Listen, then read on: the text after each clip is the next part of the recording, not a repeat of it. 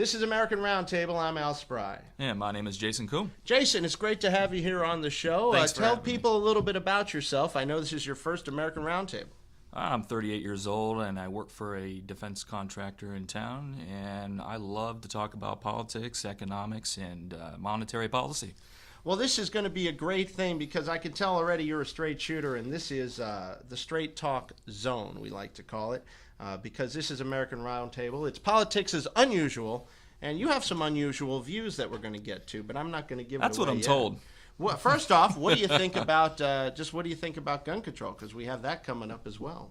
Well, I'm on the fence on that one. I am coming around to certain views on the gun control because as you see things going around in the country and your ability to protect yourself is limited.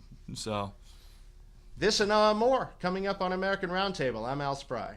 American Roundtable. I'm Al Spry. yeah, my name is Jason Coombe. Jason Coombe. I want to talk about gun control a little bit more. You say you're on the fence. My view is, the Second Amendment was put there for a reason. That I would agree with that. Now, does it mean that it has to stay in stone? Yeah, pretty much, because once you start passing laws against something, all you do is keep passing laws against it. So, I think it's important. I wouldn't consider myself or classify myself as a gun nut, but you have all these guys parading around trying to get people to give up guns. I wanted to get your take on that. Well, apparently these shooters actually bought these guns legally. So, and California has some of the strictest gun laws in the nation. So I don't see how any of these politicians that are pandering to this gun control lobbies, that, somehow that if we pass the same laws federally in California, that somehow that's going to stop these type of shooters or shootings. Yeah, I mean, you could look at it like, is it these lobbying groups or is it even something a little more sinister, perhaps? Could it be that they want to take our guns away so we're left defenseless? Now, the first thing you're going to think is, what the hell is Al Spry talking about? Hey, they're not going to take the guns away. Well, there's a reason why the Second Amendment is the Second Amendment, and it's right under the First Amendment. And that is because if you don't have the Second Amendment, then how are you going to have the First Amendment? Exactly. How do you defend the First Amendment without the Second Amendment? Well, how would you go about classifying? What do you think the real intent is here? Is basically what I'm asking. Well, I like an article I read this morning about civil rights. A lot of these civil rights movements, they had guns. They wanted to make sure that their political enemies knew that they were armed, that they were going to protect themselves and what they stood for. Right, and that's because guns are the last bastion of freedom, right? I mean, I'm not talking about... And I've never shot a gun. I just understand the philosophy. There's a philosophy. Yeah. And just because you are for the Second Amendment doesn't mean you even own a gun. Right? Exactly. I think really what we need to remember here is a little common sense is something that can go a long way. Because guns, if left in the right hands, do good. If left in the bad hands, do bad. But so you could say for any weapon. A knife, rocks. I mean, unless you get people stop hating each other, which goes to even deeper societal things. This gun control thing is just going to be just a white freaking, what do they call it? A white heron. I like white herons and red herons. This is American Roundtable. My name is Al Spry, and I'm here with Jason Coombe. Thanks for having me. Yeah, man. This is fun. And I did read in a report that was a police chief in Detroit that wants people that do have a carry and concealed permit to do so more. It's like an encouragement, like, hey, we need more people out there. Like, if there was somebody that could return fire, I mean, these are soft targets, and that's what they keep going for. Right. Paris, and you have in California, these are soft targets. That's why they go after them. There's nobody in there. Yeah, what I really hope doesn't happen is that we create. Hear me out here. You can create the conditions and have a self-fulfilling prophecy on this stuff. And that means if you keep talking about it enough, guess what? It happens. So I think people should shut the heck up about terrorism and the fear thing, because you're creating the situation where it's not only possible, but definite that it's going to happen. So that's my take. You think it's creating Agree copycats? or disagree? Agree or disagree? You know what I'm saying? Well, I agree totally. You know, when you create an atmosphere of fear and saying terror, terror, terror, terror, Terror, terror, terror. Yeah. it brings it. You know, it's called universal flow, baby. You know, Yep. what it is stop talking about it. Talk about solutions. Talk about inclusiveness. If you have Muslims here already, make them feel happy. Bake them a cake or something. But the more you hate on people and say Muslims are bad people, the more it's going to turn into a situation where good Muslims decide, well, the heck with it. Maybe I will be a bad guy. Maybe because he's having a rough day at work or something. So before you radicalize people, Right. how about let's all bake a Muslim a cake. I'm going to start a new movement. Bake a Muslim a cake. You know why? Because if you're a new person to the United States, wouldn't you want somebody to be nice to you? I'm Al Spry. And I'm Jason Coombe. And this is American Roundtable. Hi, this is American Roundtable. I'm Al Spry. And I'm Jason Coombe.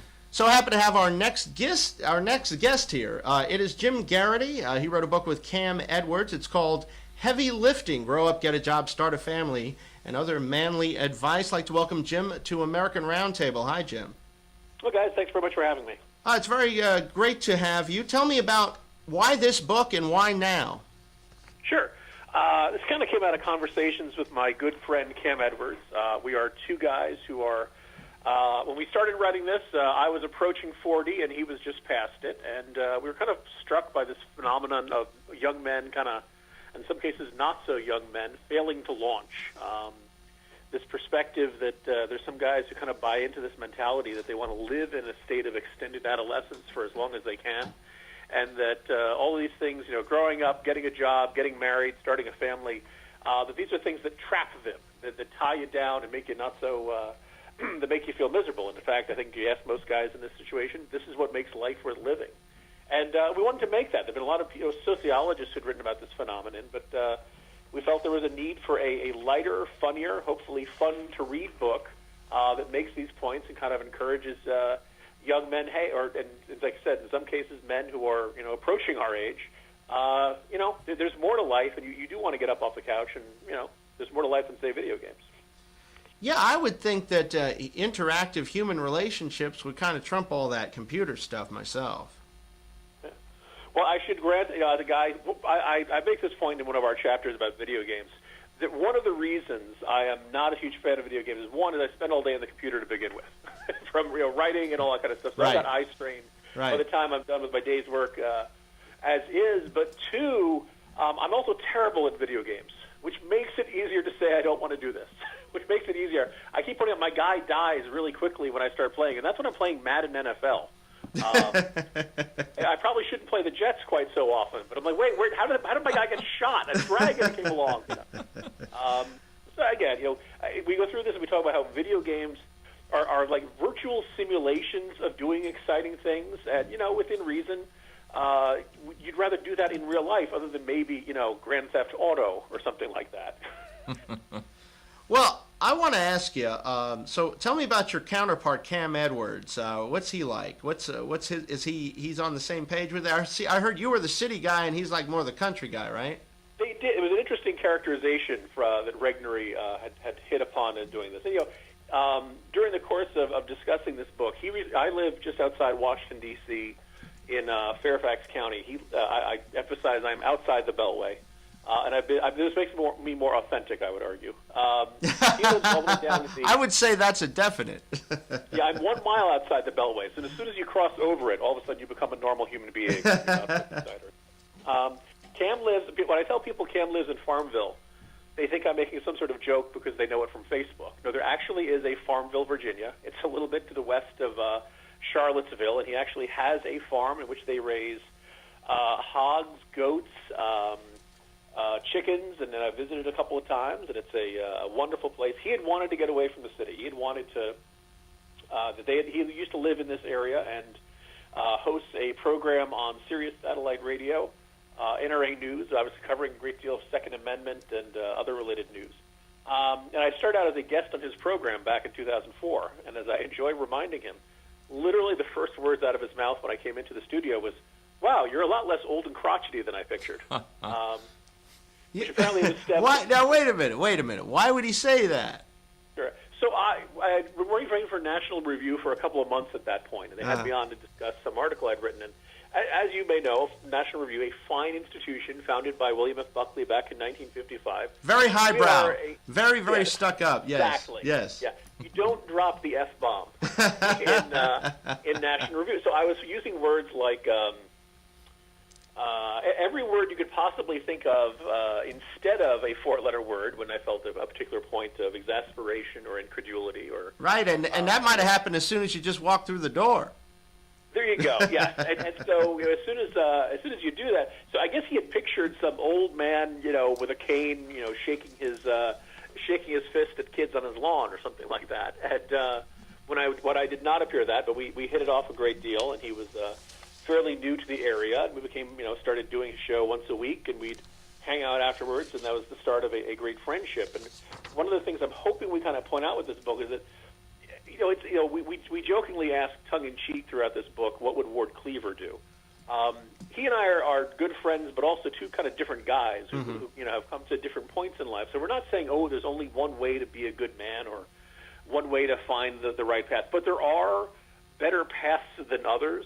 And, that even though he and I are, different in a lot of different ways, I think when it comes to the core values and what's most important to you in life, that was something we're very much on the same page with, and we kind of like to encourage other men to walk down this path as well. Yeah, would you say that today's men are a little softer than they should be? Maybe I'm getting that. What do you think, brother? I think so, and I'd like to know how you bring Ward Cleaver into today's society. I mean, how does that mesh with today's society?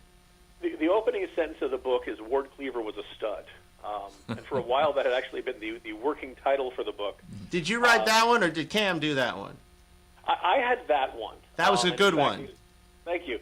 And it's kind of a recurring point. The good folks at Regnery weren't sure everybody was going to remember who Ward Cleaver was.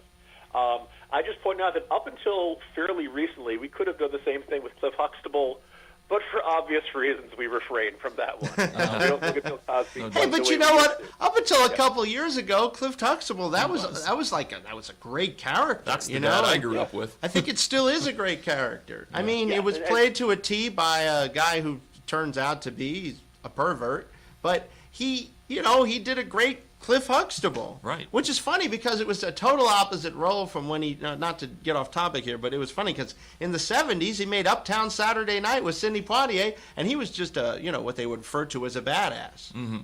So it's pretty interesting. Yeah, and so we kind of had looked at this as a case of like, look, even though whether it's Leave It to Beaver or The Cosby Show, yes, they're sitcoms, yes, you're mostly supposed to laugh at them. But on the other hand, kind of in the context of it, there's a sense of, no, this is what you're supposed to be, right? Mm-hmm. You're supposed to be gainfully employed. You're supposed to be married. You're supposed to have your kids. Sometimes your kids will drive you crazy.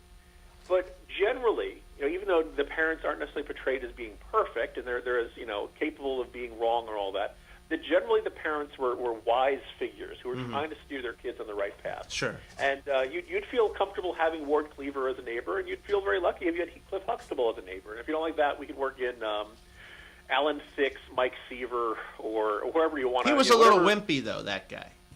True.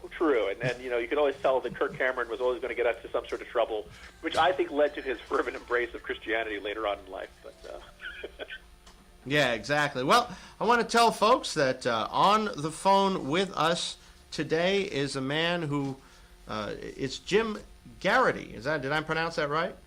You are correct. All right. See, I get extra points for that. He wrote a book with Cam Edwards, A City Country Perspective on Being a Dad, Raising a Family. And I want to ask you this. Before you became a dad, let's contrast you then to becoming a dad and getting married and doing the settling down thing that you're talking about in your book. So let's talk about how your change. Sure. And one of the great ironies is that I do remember having the conversation with my wife, which says, well, I think it's time for us to start trying to have a child. And some couples are very lucky to have it work first time out. Other couples have to take monthly efforts, shall we say. And I had that trepidation, that fear, that sudden sense of, wait a minute, I like my life the way it is. I'm not ready to have this small creature come into it and turn everything upside down. And make me suddenly what I want to do, and my schedule and all that stuff suddenly doesn't matter. It's going to have to take a back seat to the needs of this small screaming creature that has goo coming from every orifice. And, this sounds lovely, by the way, Jim. It does. I'm doing a great thing. And the irony is, I'm a much happier person now. And the question is, right. Tell me that. Tell me why you're a happier person now with this goo exuding being. Sure. The cynical answer. The good news is they stop emitting goo after a while. That's an important step. And they stop screaming after a while too, right? You know what it no, is? I don't think they ever stop screaming. I've never stopped screaming. No, I'm 38 years old, still screaming. I want to ask you this, but I want to follow up. Now, what makes you happiest about this situation versus your former one? Yeah, the cynical answer would be I'm way too busy right now to worry about myself, to be self-absorbed. But the other thing is, look, there are a lot of answers I could give to that, but one that jumps out at me just out of conversations that happened this morning as I was walking them to the bus stop. I have two boys, ages 8 and 5. You get to see the entire world through a fresh set of eyes. And one of the great joys of, we go through life and, spill the morning coffee on you. You got to take care of your bosses. There's traffic. You have 1,000,001 situations in which you really don't have much power. Mm-hmm. And if you do what I do, you're right on the internet. People are telling you you're stupid morning, noon, and night. I'm sure radio show hosts have no idea what that's like, right? Oh, absolutely. Not only radio hosts and, actually the TV thing that we're doing right now, which is airing in Orlando on TV 38, is an amazing thing. But you get hate mail. I mean, sure, especially when you're making some controversial statements. But I guess if you didn't get that, I guess you wouldn't be doing a very good job. Yeah. So you go through life and you're constantly encountering criticism and things not going out the way. And then in the eyes of your kids, once they get old enough to talk, once they get old enough to kind of ask questions, you are just Superman in their eyes. Mm-hmm. And you can do things that are just driving to them is this amazing process that you can operate this, large vehicle and stuff like that. And to their eyes, you know everything. Now, from time to time, do I make stuff up to my kids? Yes, of course I do, when I don't know the answer. But just the sheer amount of joyous discovery that you get when you go through life with this creature, for all these things are new. And I'm going to sound kind of touchy-feely and kind of gooey center of me, but I remember walking with my older son when he was probably about 2 years old. We're walking through the woods, and he comes and he finds this branch. It was the fall. The trees were very pretty, and he finds this branch, and the leaves are brightly colored. He's like, "Oh, we got to get that!" And he picks it up, and he just spends like 3 minutes just looking at it and identifying every color. And I remember looking at this and saying, "I would never do this. This is the sort of thing you only do when you're about two." And the colors of a tree are fascinating to you. But it was this great moment. I want to say it was like days before the 2008 election. I was covering it. I was running around like a maniac. And all of a sudden with this child, I'm having this sheer moment of pure discovery. And it's kind of this nice little, it kind of forces you to recalibrate your values and what you consider to be important. So it's a great clarifier. As much as having kids is a stressful point on your personal schedule, first of all, I'm a much more efficient worker because I have to be. Let's hold your thought right there. We are talking with Jim Garrity. He wrote a book with Cam Edwards, and it's called Heavy Lifting, Get a Grow Up, Get a Job, Start a Family, and Other Manly Advice. I'm Al Spry. And I'm Jason Coombe. This is the straight talk zone, no BS zone. We call it American Roundtable. Be right back. This is American Roundtable. I'm Al Spry. And I'm Jason Coombe. And, of course, we have Jim Garrity on the phone with us on American Roundtable. Hello, brother. Good to be back, guys. Thanks for having me. I get what you're saying, though. Now, when your kid picked up the leaf, as we discussed in the last segment, did you go and pick up a leaf, too? Because I would have. I would have been like, oh, this leaf thing. I forgot about this. Oh, yeah. It was a whole big cluster of it. We took pictures of it and stuff. It was just, again, children will kind of force you to look at the world through their eyes at kind of a different level. A shorter one because they're smaller than us, and in some ways it's kind of refreshing, and it kind of snaps you out of an adult world that does. And I should also point out that, like I said, my boys being 5 and 8, I get to play with Star Wars again. I get to enjoy all the things that I enjoyed as a kid. The fact that I know everything about all these superheroes from my younger days. Again, I get to do all of these things. And if I were 40 years old and single, and still obsessed with Star Wars and comic books and stuff like that, then it would look kind of sad, you know. So children have this wonderful chance to re-enjoy everything from your childhood a second time around, and not be considered weird and creepy about it. I really enjoy hearing your joy with raising your children.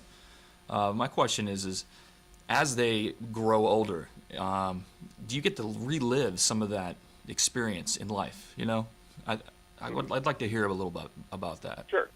And one of the reasons I chose to do this book with my friend Cam is that he has 5 children of his own.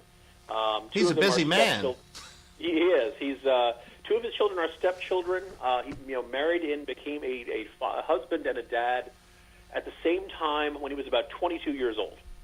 And so he actually is around my age, and he has a stepdaughter who's in her mid-20s and a stepson who is in his early 20s. And so he has kind of seen parenting with much older children, seeing them entering into the adult world. And at periodically I'll say, "Oh, they're such a joy," and he'll say, "Oh, wait till they're teenagers. It gets more challenging," But one of the observations there is, he gets to see how things look through what we'd consider through millennial eyes, and he kind of definitely shaped those chapters. We openly acknowledge that if you are fresh out of college or a young person today, and you're trying to find a job, this has been a lousy economy since about the late 2008, early 2009. Although you think you could point back and say, well, there's very rarely been absolutely perfect times to enter the workforce. That yes, things are bad now, and you can argue that corporate America is not as the entry level jobs aren't there the way they used to be. People are leaving college with higher levels of student debt and issues. There's always going to be challenges. The question is, how do you respond to those challenges? And I think instilling this sense that you can do something about this, you can overcome this. This is not some tidal sweep of history that's going to overwhelm you. Absolutely. Yeah. I think really what's important to realize is you can be whatever you want to be. You don't have to limit yourself to anything. I think that once you find yourself and you find your passion, and then you know your passion, and you try to do that as early as possible, because you grow up. And I remember I wanted to do media when I was about 8 years old, and so even though I took other paths to get back there, I got back to what I really enjoy doing. And so I think it's really important to realize that if you have a passion for it, then you can do it. Mm-hmm. And about the first third of the book is about career, work, business, kind of getting your career started, and kind of the things we learned along the way, oftentimes the hard way. But one of the things that spurred this was a guy who came up to Cam. Well, Cam has his radio show, and says, "Oh boy, you're really lucky to have a radio show the way you do." And Cam handled the man very, very nicely. But I was like, it wasn't luck. It wasn't like he was walking down the street corner and all of a sudden you found the lottery ticket that says, "Hey, you got a radio show." You do this because you work at the radio station doing the midnight shift right. that nobody else wants to, and you're running around fetching tape, and you do all the grunt work. And the fact that you can do all that grunt work well indicates to the people who are running the place, oh, you can handle responsibility. You can do this stuff well, right? You can be trusted. Sure. You're going to come through, and everybody in the business has some variation of that story. Well, sure, you gotta sing the blues. You got to pay your dues, I should say, if you want to sing the blues. That's how it goes.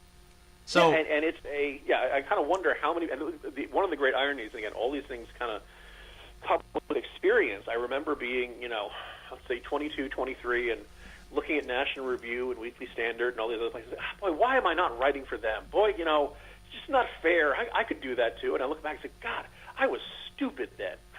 I didn't know what I didn't know. And then over time, you begin to realize, oh, wait a minute. Once you develop expertise in something, and once you demonstrate that you can do stuff really good, do good work on kind of what seems to you like not so glamorous aspects of the job, that's when they start trusting you with the more glamorous aspects. Absolutely, and I think you're absolutely right. And so I suggest when people are in high school, because not everybody goes to college and not everybody should. And I only am saying that because some people have vocational skills. They end up making a lot more money than some of the college graduates. Yeah, I am one of those types that didn't go to college, and I just worked myself through technical, knowledge, all on my own research, and it obviously steered me into politics and economics, and this is like a self-taught, I guess you can say, ride here, And, Yeah, because you and I had like a where I'm at. passion for that Yeah, stuff. I had a passion for it, and it drove me, And I think if you work your passion and then don't, and you know what? Just keep Don't go driving. work. Yeah, don't work at a bank, man. Just don't work at a bank. That's what you don't want to do. One But of Cam's observations in one of his chapters is Yeah. that real life is much more like high school than college. In high school, you're expected to show up at time. In college, the professor doesn't really take attendance. Yeah. If you skip a class, skip a class. You are, I've been there. Yes. right? There's college, as much as it's enjoyable, and you can get wonderful, memories that last a lifetime. It really is this bubble protected from the usual forces of the outside world. For a lot of folks, well, for some students, it's paid for by mom and dad. Other ones are dealing with the burden of long-term debt and things like that. But you're living on your own. The responsibility. You kind of see these protests we've seen on college campuses lately. The idea that I deserve protection from ideas that might offend me. Right. So you didn't have a safe I'm really, Yeah. I'm really glad you brought that up. You must have read my mind, because my very next question to you was, what's going on college campuses? It's almost like a fascism of the left, which is no ideas that disagree with ours are going to be even allowed to be discussed, which makes for very small minds, little tiny minds. Your thoughts? I would say friends who work in academia would tell me to emphasize, look, not every college campus is the University of Missouri. No, that's true. Not everybody is. The law students who said that they couldn't take their exams because they were traumatized by the coverage of the Ferguson protests or something, like what makes the headlines are generally the most extreme examples. And that's fine. It's not saying that you shouldn't cover them, that students doing ridiculous things is news. But it's not necessarily representative of what you're finding on college campuses. Having said that, it's not a few sporadic, isolated cases either. There definitely is kind of a culture of the campuses in which I think we've seen this wholesale abdication by the people who are allegedly in charge of the place. I mean, I kind of marvel this as somebody who was going to George Washington in the mid-'90s. Like, I was terrified of my professors. The idea of saying, well, you can't teach that because it offends me. Right. Or I'm going to walk out if you don't, adjust your curriculum to the way I like. And this is the thing you? that's important. And some of my best professors were some of the biggest. How should I say? I don't know a way to say it on TV. Just let's say they weren't the friendliest guys. But I learned a lot from them because they really had a handle on stuff. And they were right. They didn't just take one ideology or another. They might have had either a conservative or liberal bent on it, but they put it all out at you. And then you had to make the connections and stuff. Yeah, making you think a little bit, Exactly. But I think, why are we taking away the thinking process in college campuses? That's really one of the real questions. At the core of these protests is the argument, look, I deserve an education that does not expose me to new ideas. Yeah. Which is the ultimate in spoiled gratitude, as I like to say. It really is ridiculous, and I think the more news stories that are done about how ridiculous it is, I think the better for everybody, because other colleges will go, oh, we better not let our college campus become the University of Missouri or UCLA, who won't even let Bill Maher, they almost stopped Bill Maher from talking at their college campus, and he's one of the most liberal guys around. And they said, well, because you said some anti-Islamic things, we don't want you. It will require some college administrator to say, no, we are an institution of education. There was one, I believe, out of Oklahoma who said, look, this is a university, not a daycare. Stop mixing up the two. That somebody's going to say, I think it was over at University of Missouri when things really got rolling, was when the football team threatened to boycott, that they weren't going to play the game. Sounds Can like you imagine how this would have shaken out if the university president had said, fine, you can do that, you're going to lose your scholarship. Dig in your heels and say, no, I am in charge here. Hold that thought, brother. Hold that Sure. thought, guys, because we got to take a quick break. But we're talking with Jim Garrity, who wrote a book with Cam Edwards called Heavy Lifting, Grow Up, Get a Job, Start a Family, and Other Manly Advice. Right here, it's a straight talk zone. Politics as unusual as can be. I'm Al Spry. And I'm Jason Kuhn. And this is American Roundtable. This is American Roundtable. I'm Al Spry. And I'm Jason Coombe. It's good to have Jim Garrity with us. Jim is a very, very sharp dude who became a dad. He got married, which some people would say, boy, is he crazy or what? But we have him here. He wrote a book called Heavy Lifting, Grow Up, Get a Job, Start a Family, and Other Manly Advice. Welcome back, Jim.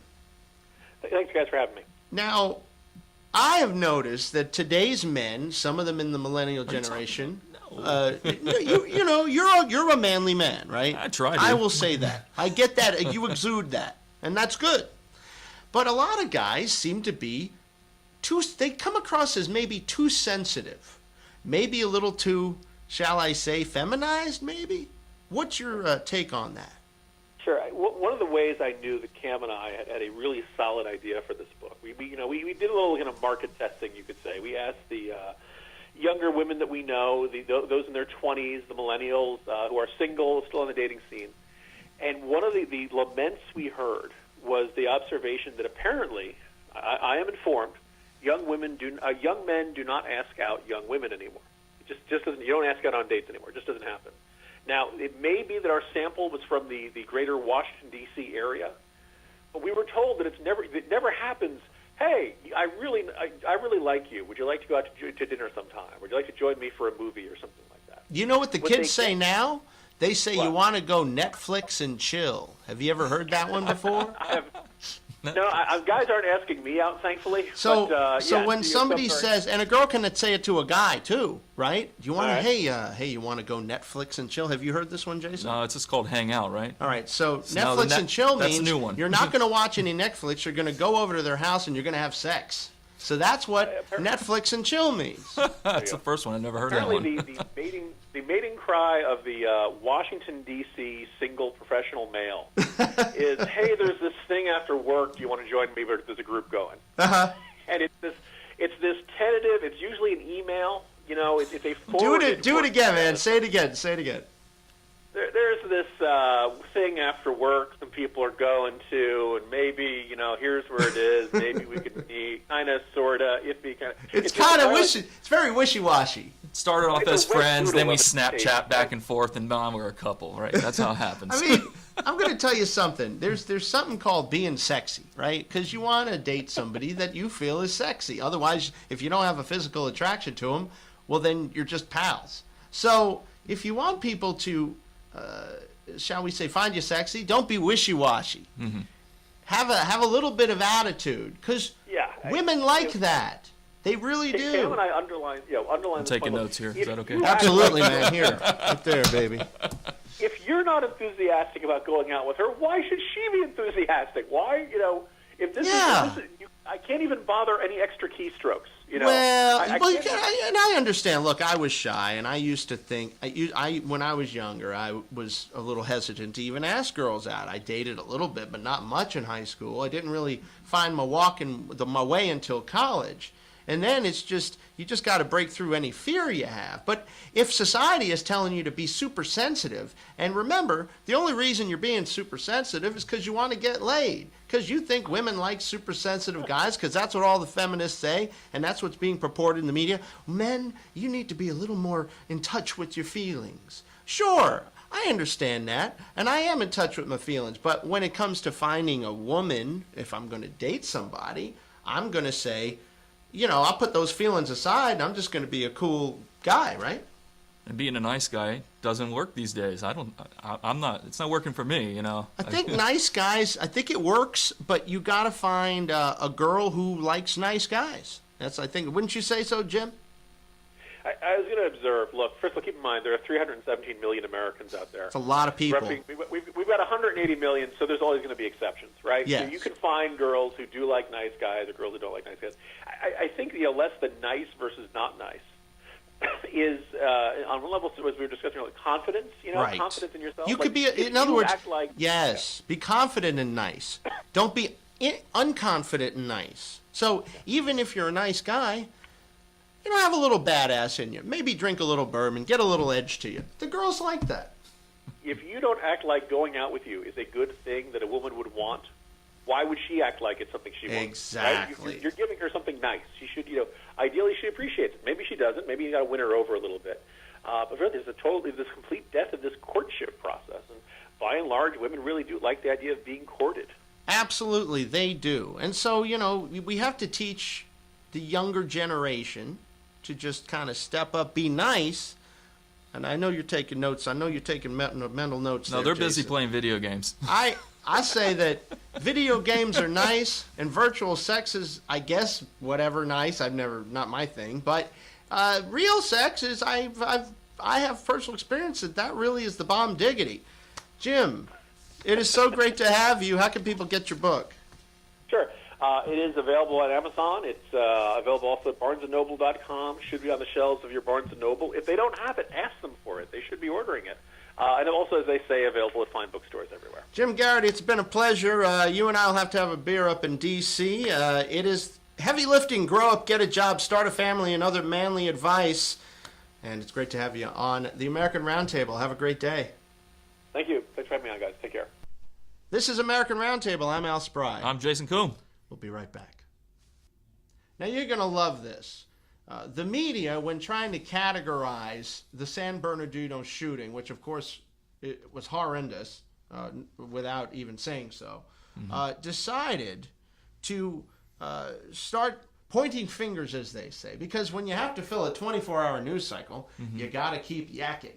So they basically were talking about all this different nonsensical stuff, which turned out to be untrue. So let's take a look at the 10 worst missteps by the media when reporting on the San Bernardino shooting. Are we mature enough as a country to look in the mirror and say we have a gun problem? You know, a 12-step program starts with you got to acknowledge you have a problem. Are we mature enough to acknowledge that? Then what could it be? It could be some right-wing group, for all I know. And attacking a government function. If it's county employees having some type of a banquet there, that takes on more of a domestic militia group, an anti-government domestic militia group wanting to attack the government. Well, we can tell you that the Planned Parenthood actually of San Bernardino is only a few blocks away. We know how to fix it. Congress resolutely refuses to do it. But I think that the president also, showing signs of the frustration we've seen from him so many times. He spoke at the funeral for the victims in Charleston. He spoke out in Washington State. He has spoken after Sandy Hook, always coming out calling for more measures to make it more difficult for people to have access to kind of weapons that can pull off these kind of mass shootings. It's been one of the great frustrations of his presidency. Some may be aware of the fact that we have a no-fly list where people can't get on planes, but those same people who we don't allow to fly could go into a store right now in the United States and buy a firearm, and there's nothing that we can do to stop them. in a situation like this, very often the perpetrators intend to commit, murder or suicide by cops. So whether or not there are armed guards there, it's not going to make any difference. Does this go back to our revolution? We're revolutionary people. We really don't believe in government. This was a holiday party. Maybe it was called a Christmas party. I mean, there's so many potential triggers here. And there's always that voice that comes out and says, oh, this particular fix wouldn't have done anything about it, so let's do nothing. Yeah. And that bystander voice is a voice of evil. Shooters are evil, but people who stand by and do nothing and say nothing can be done to fix problems, that's a voice of evil too. Well, what did you think of those? There was some really ridiculous things. I like the one about that it's all of the right-wing anti-government guys. I like that one because it was a government facility. And you see these guys, they go to Google Maps right away and find a Planned Parenthood right in the area of the shooting and report it as if it's related. Right, as if it's going to be weekly Planned Parenthood shootings now because things have gotten really bad with the anti-Planned Parenthood people. Well, it turns out it's some folks that are Muslim. Now, am I saying all Muslims? No. This is an extremist ideological version of it. So let's keep things in perspective, shall we say? And the narrative just been just blown to smithereens. I mean, literally. Everything that I've seen going through my Twitter feed has just been totally wrong on all counts. So it's just a bunch of white noise. So don't pay attention to it. Just pay attention to us. I'm Al Spry. And I'm Jason Coombe. And this is the American Roundtable.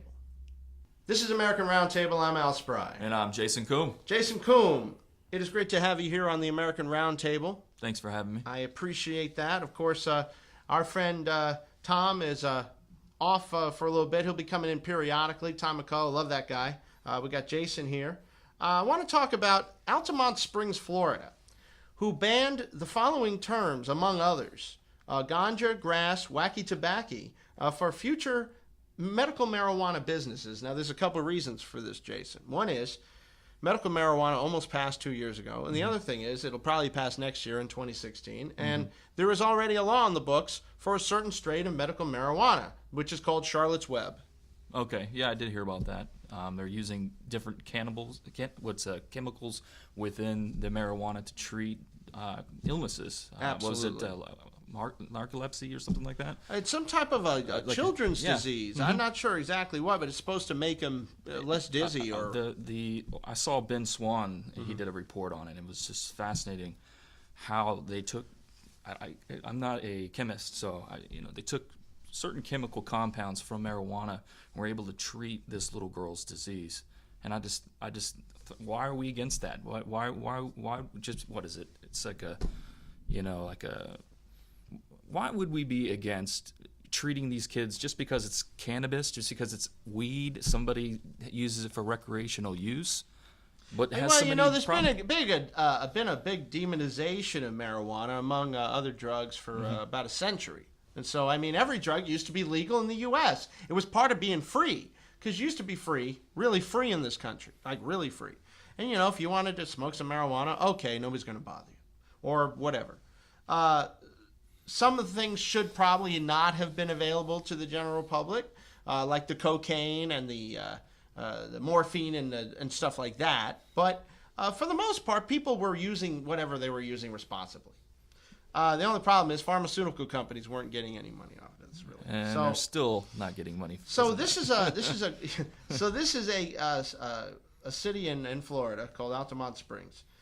For any medical marijuana joints interested in coming to Altamont Springs, the most descriptive business names have already gone up in a puff of green smoke.